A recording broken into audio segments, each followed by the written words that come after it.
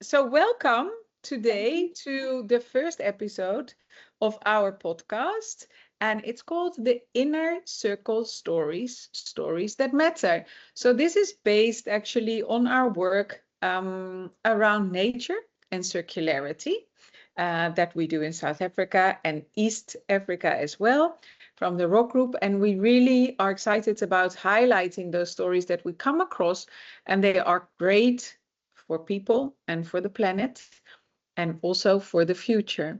So we really like to highlight them, and hopefully we can then amplify and share ideas, but also share what's not working and what is working, because I ultimately believe that if you only share what's working, you don't learn that much.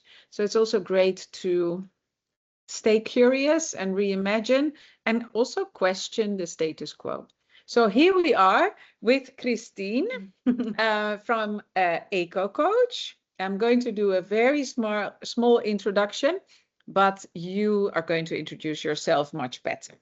So why we have invited you is because you are on a very interesting edge of environment, construction, and landscapes. So how do we envision actually creating landscapes and construction and infrastructure, cities, recreational areas, parks that are good for people and work for our well-being, but are also having a positive impact on the environment.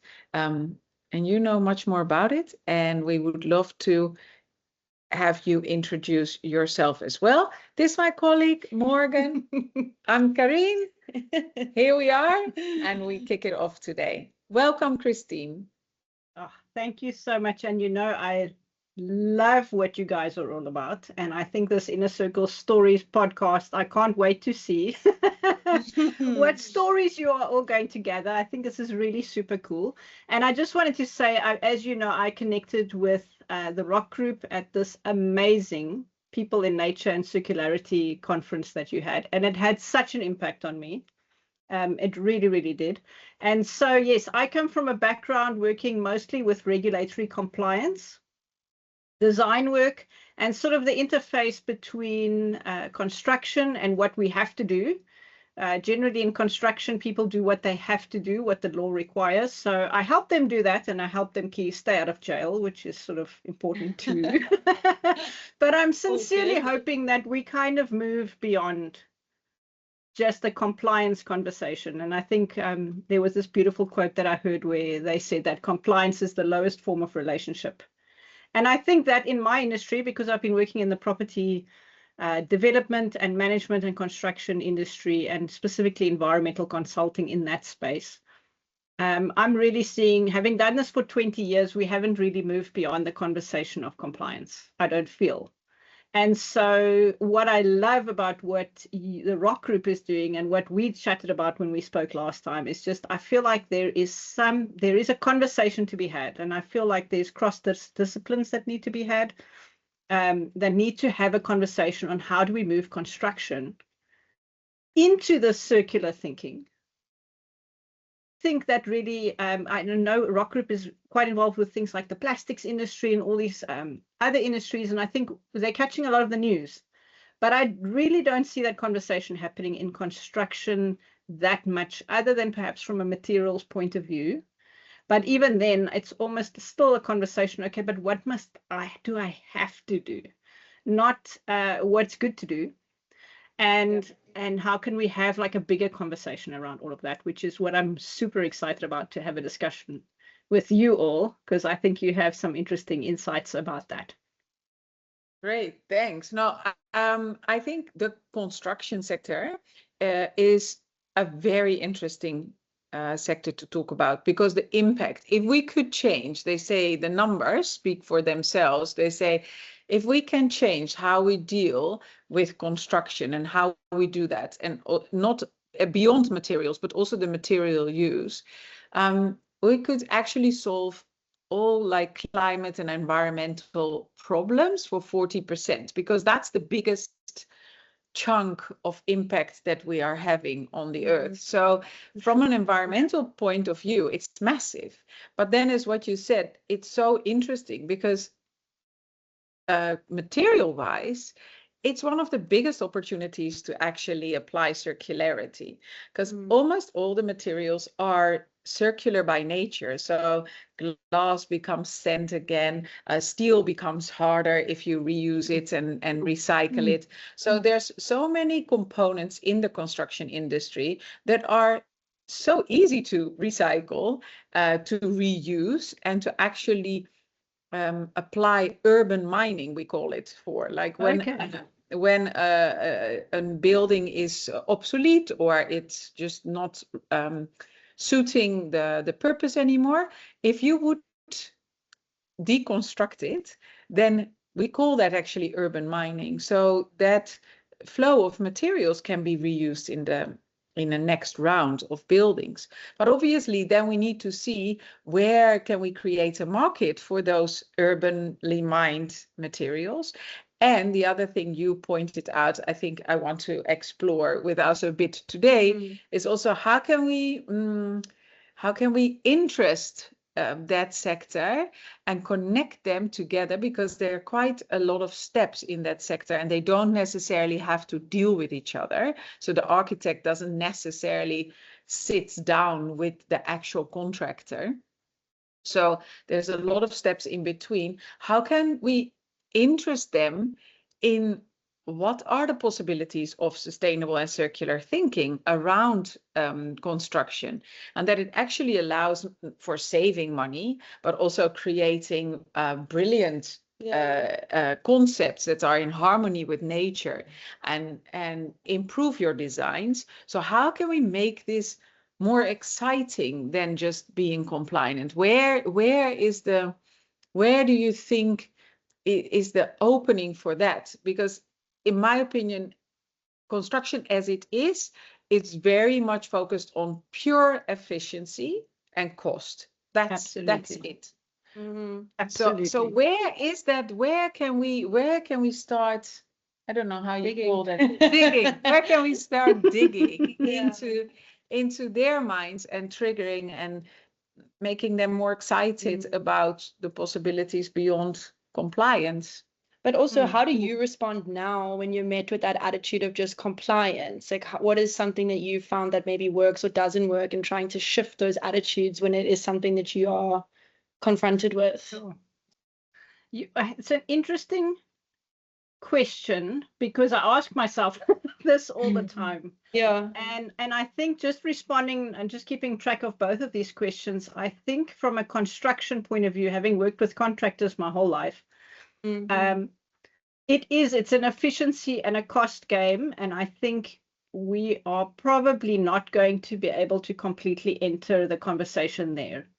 I think the contractor he needs to be able to get the job, and in order to get the job, he needs to price correctly, unless the specifications that are coming in from the developer side. So if the developer, I feel, actually sees environmental requirements as not a grudge purchase, something you have to do. Oh my word, you have to do the EIA process, and it's going to cost me money and it delays my process. But rather maybe to see how that can play into how property gets sold, who the buyers are. I think that our time is now, and that's why we're seeing in the Green Building Council of South Africa, why we're having a lot of our Green Star projects coming in. And that seems to be driving a lot of this conversation that we're having about materials, and driving developers to say, okay, but I actually want a 6-star building. So let's pursue it that way, because we are going to be able to use those green credentials, as it were, to our favor. And I think, unfortunately, that's where we are. I'm not quite sure. I haven't yet found the golden ticket when it comes to a contractor, because a contractor essentially just affects what's in his contract document and what he has to price. And so and I know within the conference we had that lovely gentleman who's going to shoot me because I forgot his name now, that was involved with the bricks that use a plastics component to them, Yeah. and was saying that really when it comes to contract pricing, if there is a 5 cents difference in that brick, that 5 cents makes a huge difference to how competitive that contractor is going to be in winning his bid. So I feel, unfortunately, we need to back the contractor up to be make good decisions with how those materials get specified, and get a developer excited on the opportunities and not just the liabilities that environmental management presents. Because in all honesty, the compliance aspect is a grudge purchase, because, okay, the environmental authorities say you need to have environmental input on this. So let's just get through it with like the minimum cost to us, which is an unfortunate situation to be in. And so I think it's working from a developer point of view. I think from a contractor point of view, what I try to do in my capacity, as much as it's in my power, is to explain to them why. Because I think we had this discussion, everybody does want to be a hero in a story. So I think if we can find measures and ways, however that might be, to help, if it's the contractor and his decisions, if it's the developer and his decisions, how do we make them the hero of the story? And if possible, save them money. I don't know if that's the holy grail. Might very well be. But I think, Karen, you also point. mentioned something about costs. I don't think we explained the hidden costs very well. And I think you had some nice insights about that, which possibly we need to explore a bit more in the property industry. Yeah, it's where we were talking about, like, firstly, I think it's a very good point you're making. And I think that's also where sometimes we feel the opportunities are low, but actually it starts all with design. I mean, if we really want to change, then the starting point is the design, because even if you would convince the contractor with the why today, it won't change his cost sheet, and it won't change his need to just be compliant, because he's already contracted. So he can't change that material bill. So it's good for future purposes to create that awareness. But as you said, like, the design is where you start rephrasing and rethinking what to use and why you use those materials and how you value them. And I think that's mainly the hardest point. And I'm very curious to see what the why has, if you have a good practice or a good example, or someone who turned his mindset around or came back to you, or an architect that does have that, because it remains a bottleneck in making the circularity and sustainability work. Because if we then say, if we compare cost, it's a different story, or at least it's a different story in the short term, maybe not on the long term, but then you have to convince people to go for the long-term impacts of their choices. So materials might be more expensive, but more durable, and also in the near future reusable or recyclable. And those are never being considered in comparison to a non-circular economy. So you compare very different things to each other, and the only trying sort of measurement that you have is money. And the choices we made from a linear perspective have never been other than money, but they never include the negative impact on the environment, the negative impact on society, the durability, and all those kind of hidden costs. And also not only cost in monetary, but impacts on the future. So I think it's interesting you say that as well. Like, it's hard to always call there a triple bottom line. Do we call that? We used to. It's funny. I had a conversation today, and my colleague was referring back to people, planet, profit, and actually that we used 10 years ago. And we stay away from it a bit, because we can't always say. Obviously, businesses need to make money, but it can't be always the triple thing that belongs together at the same time. It's not always at the same time we have a positive impact on people, planet, and your profit. That's not the case. So if you talk about the why with people that you work with, what happens then? What happens to their mindset? I think as we're talking about materials, I think probably not a whole lot. If I must just be absolutely Please. honest. I think where for me personally, I'm seeing more movement, and I know we're kind of taking a little bit of a turn here, but since I actually work in construction and in operations, I also get the privilege of working with a number of premium residential estates. And I find there things become a lot easier. And I know we kind of dodging the hot potato now, but I think there things become a little bit easier because the conversation becomes a little bit easier because your stakeholders are a little bit more involved. And it's easier to speak to a premium residential estate, which is generally managed, I would say, it's basically like a mini municipality. Yeah. And so there are a lot of different aspects to managing an estate, including building and having building guidelines and all of these good things, which they have a little bit more control over. And there you can start having the why conversation about property value. Again, I know it comes back to cost, but we've got to come back to, and I think, Karen, you and I had this conversation, we have to come back to what the person's agenda is. Yeah. And I think for both a developer and for a property owners association, I think reputation is quite key. I think they want to sell something, whether they want to, the developer wants to sell property, or whether the homeowners association wants to increase the perceived value of their properties that already exist. I think that becomes a different kind of conversation, not just rands and cents. In a way, even though it's got kind of a financial backing to it, because it now becomes about what do people value. And then we can start having a conversation about marketing, not spreadsheets. Yeah. And I think everything comes down to how do you sell your idea, however that might be. And I think, as I said, I think people want to be heroes. I think they want to be leaders in their field. I think we have to target people that have a leadership mindset, unfortunately.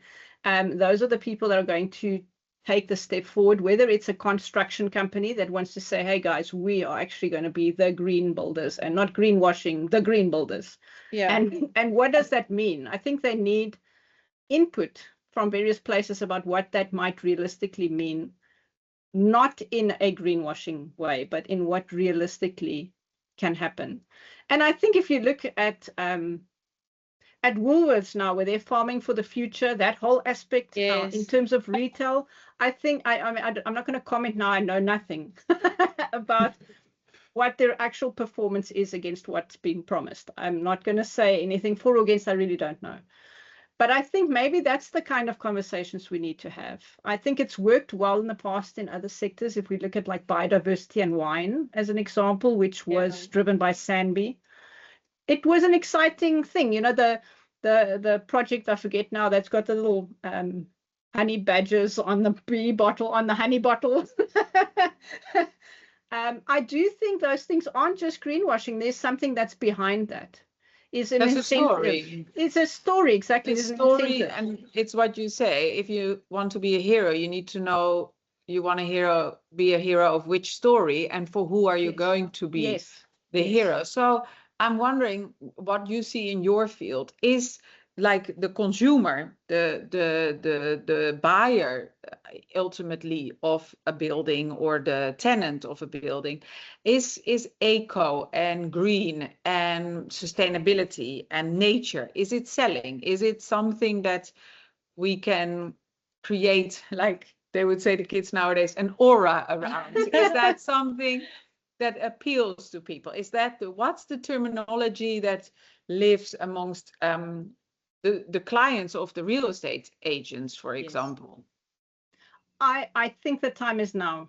Honestly, I think if I'm looking at the estates that I am fortunate enough to work with, who obviously have an interest in not only, I mean, in all intents and purposes in South Africa, property is very much, when it comes to residential estates, driven by what is my security like?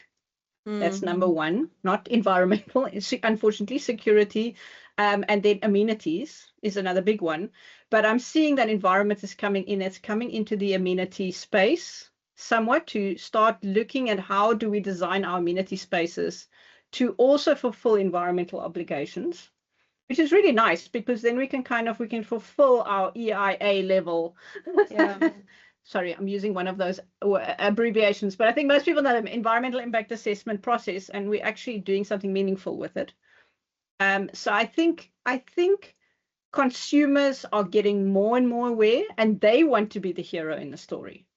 And so they are making buying choices. I think we see it all over. I think people, generally, we have consumers that are paying more and more and more for that kind of credential. And I think, we can say, okay, but, there's only a certain segment group. But yes, in these premium estates, which usually have the biggest conservation spaces associated with them, they are also the ones that have discerning buyers that actually do have a choice. And fortunately, I think from a compliance point of view, I think I'm seeing a lot of smaller estates that are being forced to conserve that little wetland. Yeah. They were forced to, but now how do we get and they're not necessarily the higher level echelons, multi-million rand people living there, but how do we get those people to actually get connected with their green spaces and actually preserve what we thought we were going to design? How do we get them connected with that and use that as an opportunity? So I think we can use both options, but I think especially when it comes to the higher buying segment, I think there's a huge opportunity, honestly. And I think, in all honesty, I think for estates, residential estates, it is such a complex thing. It's like running a municipality. That the more we can come with stories and solutions and things we've tried and things that actually work, and we can kind of connect them together and say, guys, look, it's not a one size fits all. It's your size fits you. But these are the kind of connections we can make. These are the kind of people that can come alongside and say, okay, let's not just look at energy. Let's not just look at water. Let's not just look at conservation. Let's look at the whole story and see how many opportunity points you have. And I think there are massive opportunities. Even just talking about plastics. Most of these developments have clubhouses and things like that. If you see the amount of recycling, single-use plastic, all of those kind of things, and it's such a marketing opportunity, such a small change. But if one made that one small change, and we could share stories like this one, and we could say, guys, look, this is what an estate in Mpumalanga did, or in Iceland did. I don't know if they have places. But if we could share those stories, and that's exactly, Karen, I think you were asking, the success stories where one change plus another change, they could maybe collect a few changes. Yeah. And then after a while, you're going to feel a little bit like your Boy Scout, outfit with all the little badges on. And that's what I think about. I think about how people consume information these days. What motivates us as humans? We're very motivated by getting a little badge, I'm sorry to say. So that's maybe true. We need little badges for construction and for developers to say, you know what, I did this well. I'm a wetland champion.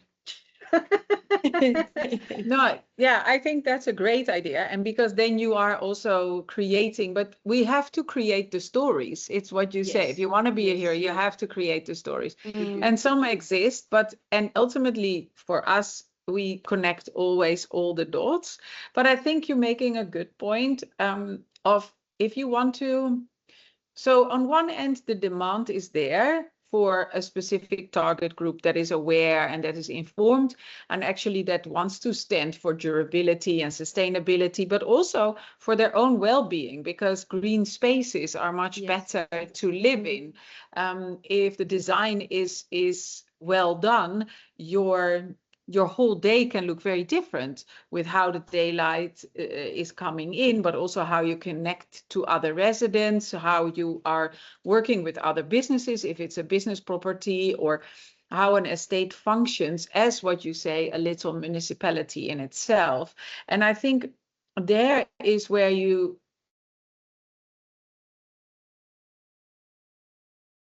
benefit from to you. So that compliance is always sort of, we spoke about it, compliance is like, okay, you cannot do anything against or negative to nature, so we need to follow the rules. And it really isolates us from the fact that we are part of it.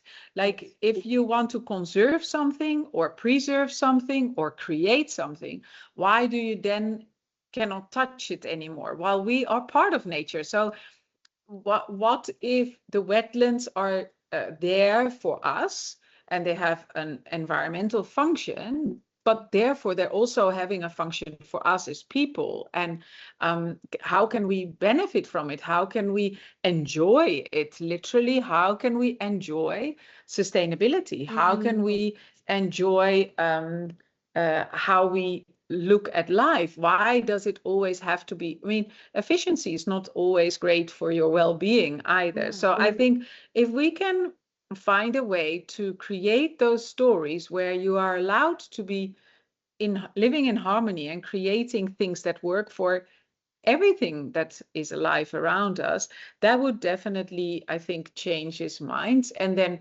how you do that, so that's also how we look at organizations as such, is, you're not only creating a sustainable story, but you're also living that sustainable story. So then obviously there's more consciousness about what you do with material streams, what do you do with waste, how do you take care of each other, what's the social impact of where you're actually living as well. And I think that's a really nice way of looking at it. And in terms of the stakes, we always think if you have a collective vision, then everyone can play different roles, but you know that you're working towards something that is better for everyone in the end of the day.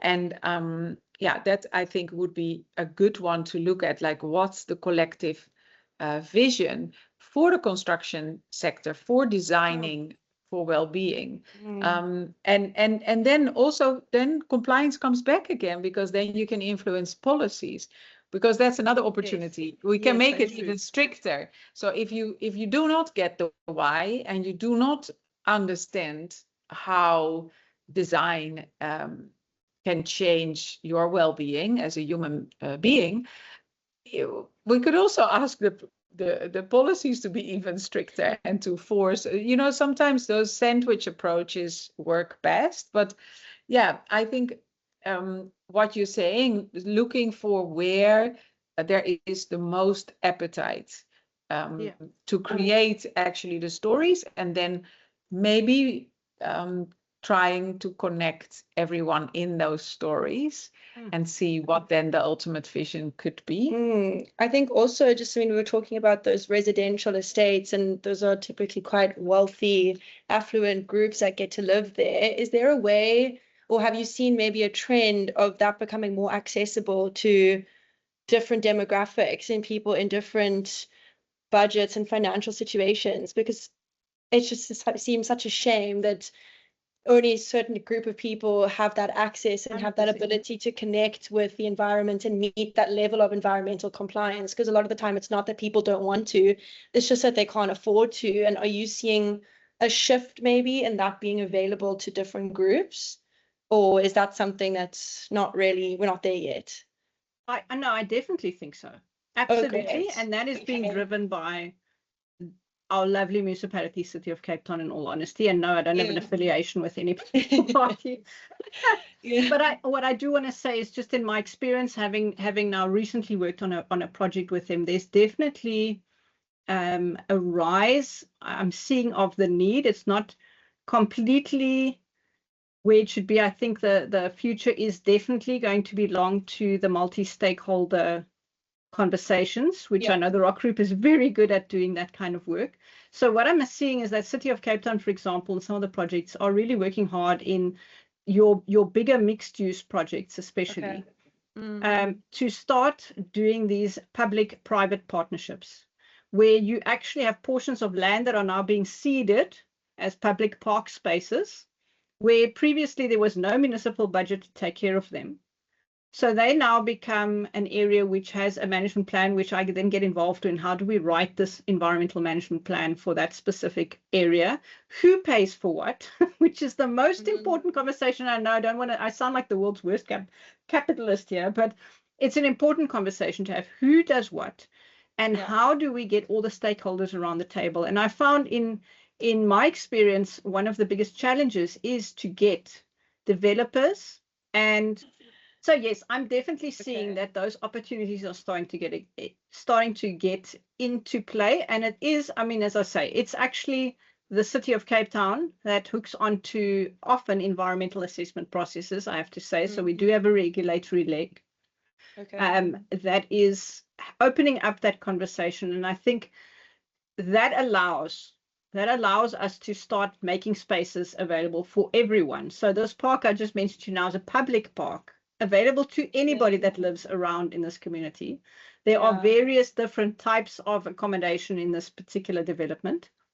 And so everybody equally has access to that green spine. But there is sufficient, what can I say, economic backing to actually back the cost for it, because the city of Cape Town can't absorb that cost. And it's there's so much beautiful potential there. There really is, where everybody kind of gets what they need.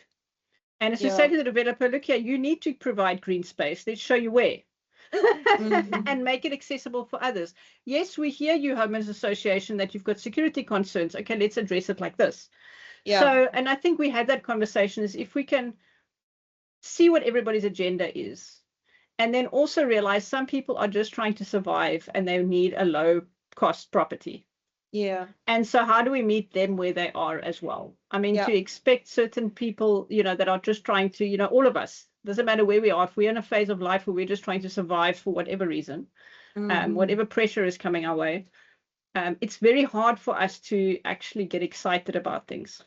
So I think, it comes down to, okay, what is your most receptive audience in the moment, and how can there be knock-on effects? I really like that. Everybody down the drag, because you've got to that person that's just trying to find their meal at the end of the day. Don't open that conversation about save the antelope. It's like, that's probably not exactly the right. We kind of go into it from a slightly different perspective, I think. But I think there's so much opportunity, honestly, in the property construction development sector. I think there's a huge opportunity. And I think, again, when it comes to the actual construction materials, it's going to come down to design. I do think so. I think unless you can make it cheaper, it's going to be the designers, and it's going to be the policymakers, and it's going to be the conservation people that come to the table, rather than what I'm seeing, unfortunately, in the past. Mostly what it's been is the conservation sits on one side of the table and the developer sits on the other side. And then unfortunately, sometimes it's been my bad luck to sit in the middle of the two. Let's just be friends. But I think the key is going to be multi-stakeholder facilitation. I really do, which is why I'm so glad to have met you guys, because this is kind of one of your superpowers. And I think it is really necessary. I think it's how we open those dialogues. It's how we create a framework for those stories to emerge that's going to be really, really important and can make a huge difference to where we're going as a country. That's really nice to hear. Usually those answers are quite doom and gloom. So that was very awesome. No, I think it's huge. I do. Honestly, I think it's huge. That's why I say that's why my office looks like it does. many stories to tell, and it looks like it, and all very diverse stories. But coming back to the stories, because I think also if we start telling stories about that nature is for us and that we are part of it and we can enjoy it and we can feel better in life because we are part of it. Then also we do not need so many different languages. We might need languages about what it does for specific areas, like if you design, what can nature do for you? But ultimately, stories also bring us all together. I believe if it's a story that resonates with everyone on how you feel. And I think what we always, in the day and age we're living in, everyone wants everything to be science backed. So we have to have proof for it before we actually start acting, and still then we are debating. But I saw an article just now in the newspaper that in Sweden they have actually made travel and spending time in nature a thing you can get as a doctor's prescription. Oh, So wow. if that's Pick me. yes, yes. So and even in the UK, I saw that the general practitioner is prescribing time in nature, Sure. going to parks, etc. And I think the minute we start doing that, we also have eliminated that there's no value to it. So Yes. that a green space in a park doesn't add any value to the neighborhood. It's a very costly recreational space. But in the end of the day, when it affects our health, and we look at insurance costs and health related costs, they are huge. We're very unhealthy, actually, how we eat, how we live, etc. Yes. So the minute we start looking at it from a different perspective, we might be able to create new values for nature. That not always have to say, we spend time in nature, it will save us so many health insurance costs, but it does. It can show that the percentage of people going to a doctor on a yearly basis are dropping, and those are long-term impacts. And I know that's not done tomorrow, but I find it very hopeful that we're finally, seeing that as a medicine, or as something that actually neurologically and physically, as humans, we need that to be healthy. We need that to be happy. And I think that's a very hopeful story that we can use. And I can also see that, for example, the story of being relying back on nature, and relying not only on governments and leaders, because at the moment that's also a bit touch and go, whether you're on the good side or the non-good side. But it's if we are depending on not the electricity per se, the situation we had in our country, so you're more independently running, and you can grow your own vegetable garden in an estate. So there also comes a component of nature as a form of resilience, and that's Absolutely.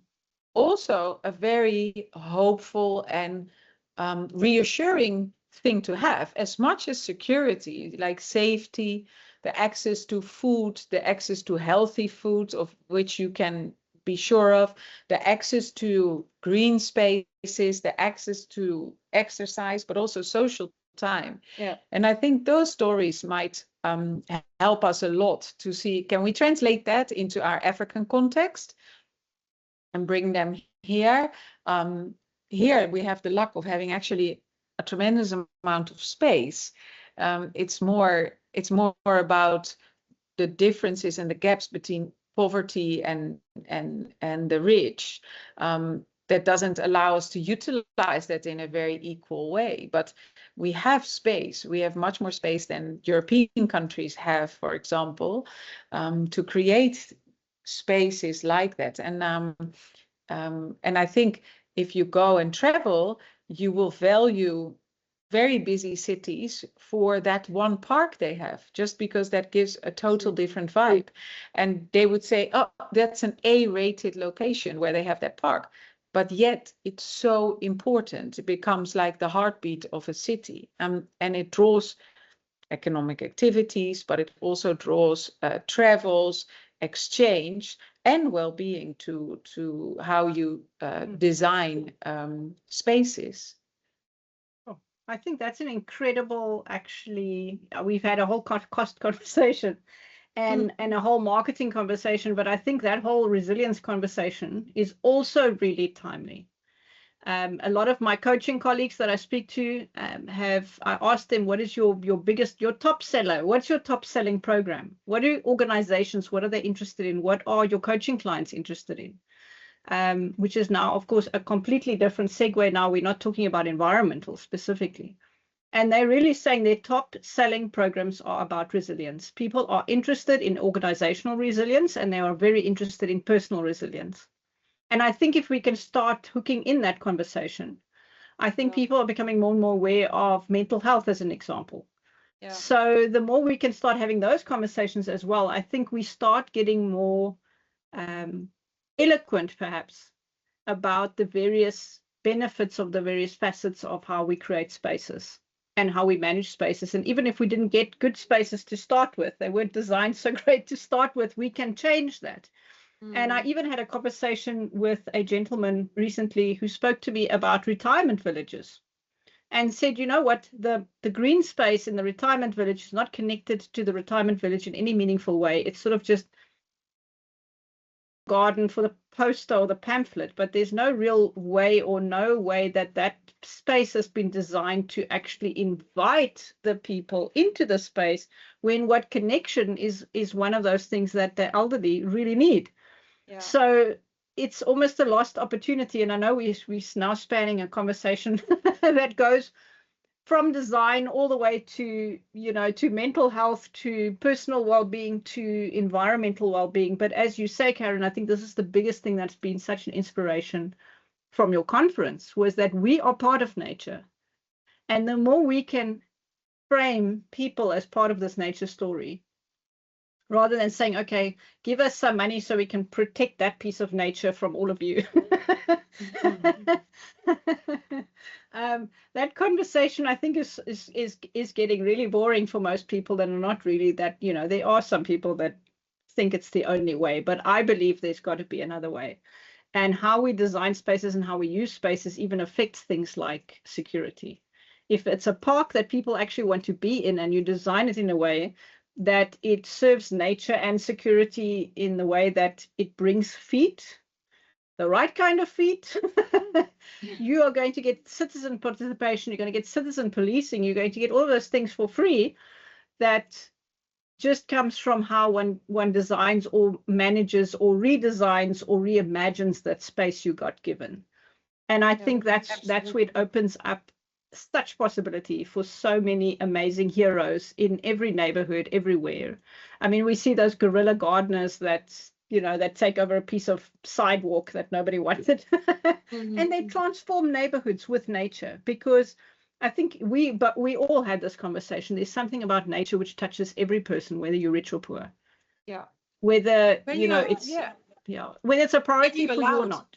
When you're allowed to make it give back to you, I think when we restore actually and reconnect that relationship to nature, then you start caring for it, because anything that cares for you, you would care for as well. It's precious, and then it becomes precious. You don't want, if you with the neighbors have sort of revived an area that never was lived in, and it looked barren and ugly, and it's a beautiful flower garden, you don't want it to go. It's really a pleasure for your eyes, and then you start taking care of it, and then you start saying to the neighbor, why did you not water the flowers? And you start holding each other accountable for that what you have. And it's what you say. I mean, but it needs to be connected to us. It's not something that exists outside us.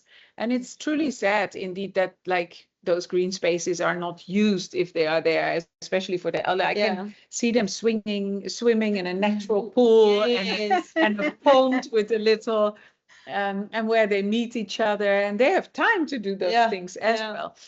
No, so living in harmony with nature, to care for nature, I think it might be the most successful circular story that we can create. That's so good. That seems so simple. When you say it seems so simple. So just from your perspective, because you said good stories, they land. We've discussed from no harm to actually a much bigger impact, regenerative, positive, not restricted by some rules because you have to obey them. We've we've looked at circularity beyond those materials. So we're talking about less tangible concepts, resilience, reimagination, well-being, health, and how that's linked. For you, is there an example, like something, you mentioned already a beautiful example of the city of Cape Town. Is there something else, wherever in the world, I don't mind, but something that inspired you and you think, you know, this also gives me inspiration because it's possible. It's there. It is a living example. Oh my word. You've now put me completely on the spot. I'm trying to think if there are, there are just so many things. Question. Spotlight question, it's called. Yeah. Yes, I hear you. I don't know that I can think of a specific story. For me, every day is part of the story. If I can, and I'm not trying to deflect your question, but I see opportunity in the smallest building blocks. And for me, the greatest frustration almost is I know that there is a story and it's like reading a book where you really want to get to the end so you can do nothing else until you've resolved what's going to happen next. But I see parts of the story in small ways. So I'll give you an example, and this is not driven by anything, but it gives me hope in humanity. So one of my projects very early on, we're talking about way before all of this green stuff became cool. I would say probably about 20 years ago, I was very kind of new as an environmental officer on one of my first building sites. And I got to site, and the one foreman on site, not even the contracts manager, the contracts manager and I were not, I don't know, he saw me and got very scared and ran away. So that was not a success. But one of the foremen on site was wearing. One of the foremen on site was so excited to come and show me that that two of his laborers had found a nest, a bird nesting on site, ground nesting bird. I think it was probably like a thickney or something along that line, if I recall correctly. And there was this nest on the ground, and you know, those things are terrible. They just nest anywhere. And it's hardly a nest to speak of. And these two workers had actually specially demarcated this nest area so that nobody could deliver their bricks close by, and that these birds, and they were watching these birds with absolute intention. And nobody was allowed to come and make noise or disrupt or eat their lunch near these birds or anything like that. And it's such a small example, but it shows you that there's a prevailing attitude I come across that, wow, you know, the workers don't care. The workers are just there. And we had this conversation about, you know, environment being a first world problem, or a rich person's agenda, or I don't know, read something about this the other day. And in all honesty, I mean, these are the lowest paying people on the site, but something sparked their interest, and I couldn't tell you now anymore what was the success that did that. And, you know, we honored them. This particular site, I will actually mention, as I said, they've many years on it, is Kenilworth Racecourse, which has one of the most important pieces of land. And this was, I can mention this as well, it'll give somebody, long before they even got to site, this was on the Pick n Pay site, which is now the Pick n Pay headquarters, which should give them some inspiration.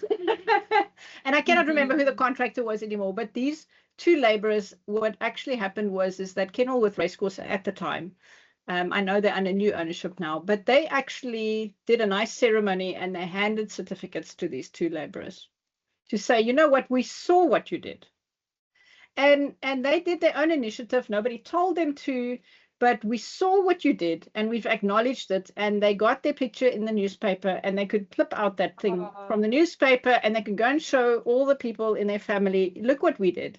We were heroes in this particular little story. So I think what I want to say is it's not always a big story.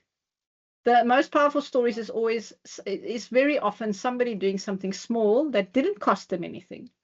But it showed exactly what we're talking about. How do we get people excited about nature?